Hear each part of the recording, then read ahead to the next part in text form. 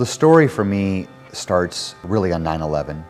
We were in shock. We were watching the events, my wife and I, and a professor was saying that this is not representative of Islam as a whole, that it's really a religion of peace. And I remember having a visceral reaction to that, just feeling very angry, saying that's just not true. That's just not true. I'm not saying that I speak for 1.6 billion Muslims, but the fact is that the vast majority of Muslims are peaceful. My idea is that at least people should have the correct information and idea about Islam. So they are not running with misinformation about what Muslims believe or what Muslims think.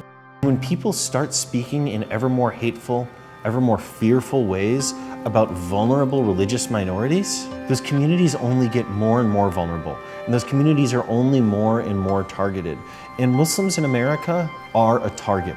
Let's not pretend otherwise. They are not the threat, they are the threatened. My job within the Jewish community is to testify, basically, that I know these people. And I can tell you that they are a part of us.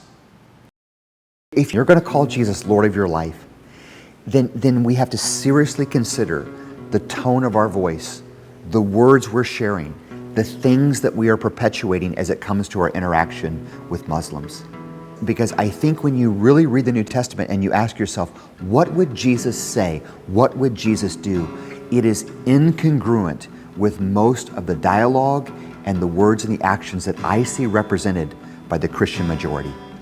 I really believe that it is just right to stand up and say that what is happening to Muslim Americans is evil, and I believe we have to call out evil when we see it. But it's also self-serving in the sense that I also believe that the best way to fight anti-Semitism in the Muslim community is to show up at moments like these as allies.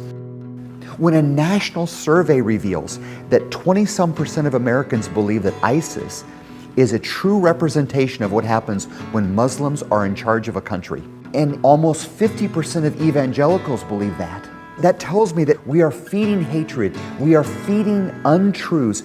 When someone starts with political movements that are about the otherization of a group, whether it's Jews or not, Jews, we're so attuned to that because so often that has been what's happened to us. And it's really, it's the core commandment of the Jewish people. More than any other commandment in the Torah, we're told, you shall not oppress the orphan, the widow, or the stranger, for you were strangers in the land of Egypt. If our rituals don't cause us to be better people, then we're doing the rituals wrong. The whole idea of Islamic kindness and mercy, there is a tradition of the Prophet, peace be upon him, which says that be merciful to those who are on this earth, and the one who is in the heavens will be merciful with you. And it does not say to be merciful only to the believers, but be merciful to the creation of God. The message of the Jewish people is what is hateful to you, do not do to the other. The rest of it, everything else, from keeping kosher to observing the Sabbath, is just commentary on that. Harassment is ongoing. It's common that a Muslim kid is referred to as a terrorist. The T word for a Muslim these days is the new N word. I don't know. I don't even know what to say. I don't know what to say. I just get so frustrated when I see Christian people that I don't think I know the tone of their voice. The things they post, the things they say are completely counterproductive and I believe incongruent with the way of Christ. I'm really sick of people asking Kamil to denounce ISIS. I'm just really sick of it. Because you know what? Kamil's mosque has denounced ISIS over and over and over and over again, and there are 35,000 people in ISIS and 1.6 billion Muslims? We continue to believe narratives that are not true.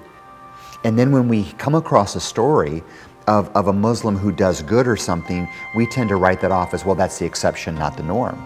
I was talking to a Christian that does work with Muslims, and he said, never one time have I had a person that says you're wrong about Muslims that has a Muslim friend or even knows a Muslim. I understand history is basically just moving in one of two directions. Either we are moving in a direction of including more and more people in the project of us, or we are moving in a direction of including more and more people in the project of them. All three of us genuinely want to live at peace with people that are different than us. My friendship with Jim Powell, an evangelical pastor, and with Rabbi Daniel Bogard is not based on agreement. It is based on we can differ on some of our most fundamental beliefs. And at the same time, we can be tolerant with one another, accept one another, and respect our differences. When I say Kamil is my friend, when I say Jim is my friend, I mean it. It's not a professional friendship, it's a real friendship. And so all of the work that we're doing, I believe, is about that. It's about just saying that the friend of my friend is my friend, or should be my friend.